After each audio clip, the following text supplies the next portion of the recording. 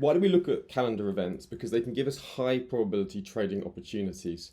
And it's not only when to take a trade, but it's also when not to take a trade. So with the cheat sheet for the November 20th UK CPI print, we were only interested in shorting the pound if we saw a miss below expectations. Now, the actual print itself was high, right up with the highs, up to the maximum expected for month on month, maximum expected for the year on year.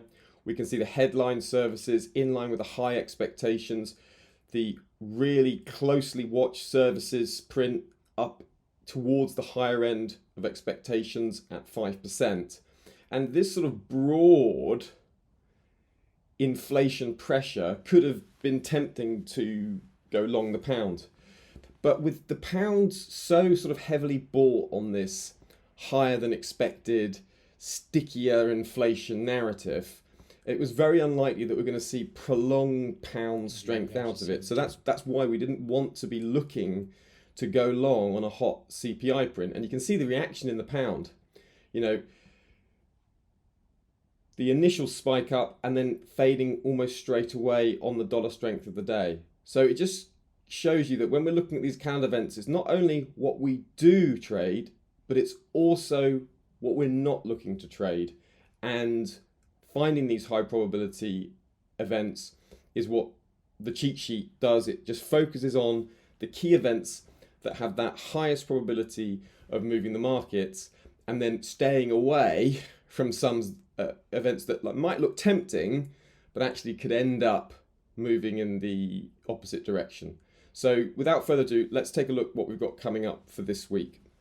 So as we take a look at this week ahead, what can we see that's really noteworthy? The first event is the Australian inflation data. Now, the Reserve Bank of Australia has moved away from explicitly considering rate hikes.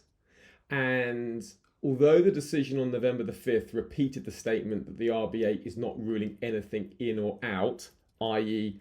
hikes are potentially still on the cards, the RBA did say in the press conference through Governor Bullock that they would be ready to act if the economy turns down more than expected.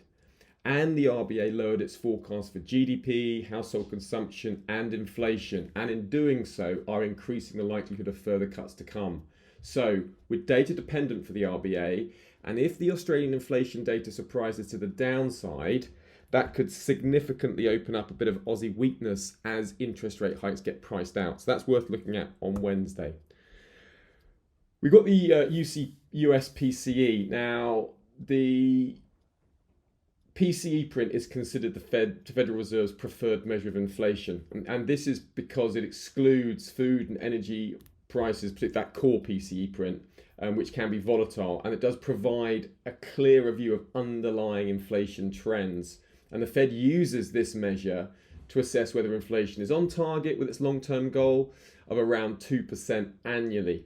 So with the Fed paying such close attention to this PCE report, and we've just seen the communication from Jerome Powell indicating that the US economy is not in a desperate need for fast interest rate cuts, if we see a higher than expected print from the PCE data on Wednesday, then that could give the dollar another lift. However, if it comes in much cooler than expected, it takes all the pressure off the Fed as well, and it just means that interest rate cuts can be welcomed because there isn't a inflationary problem. So two-way price action probable on this PCE print, with an out of consensus print to the upside or the downside likely to provide an opportunity in the dollar, particularly with the recent dollar pullback we've seen over the last sort of few weeks.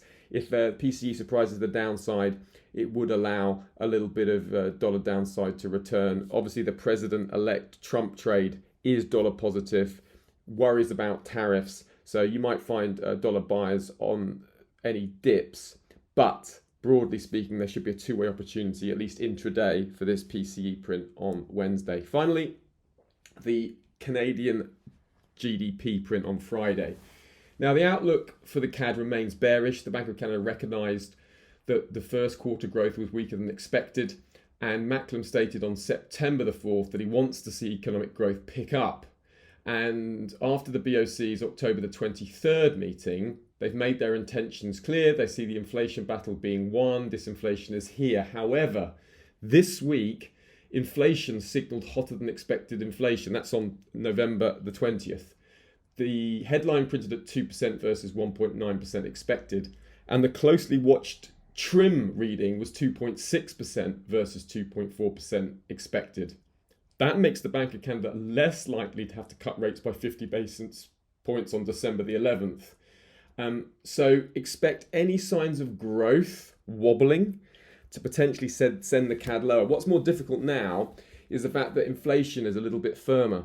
So the Bank of Canada has to balance this twin kind of hazard of slowing growth on the one hand, but inflation picking up on the other. So if we see CAD GDP surprisingly pick up, that could give the CAD another lift.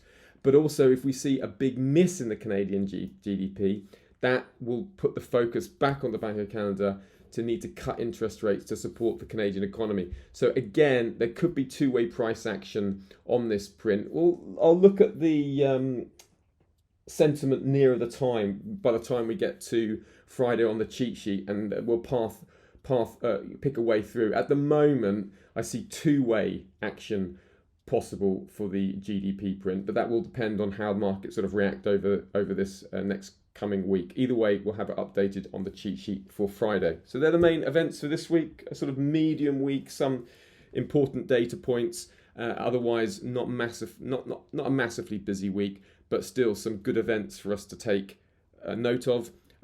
Keep your eye out on the cheat sheet, and that will be updated day to day.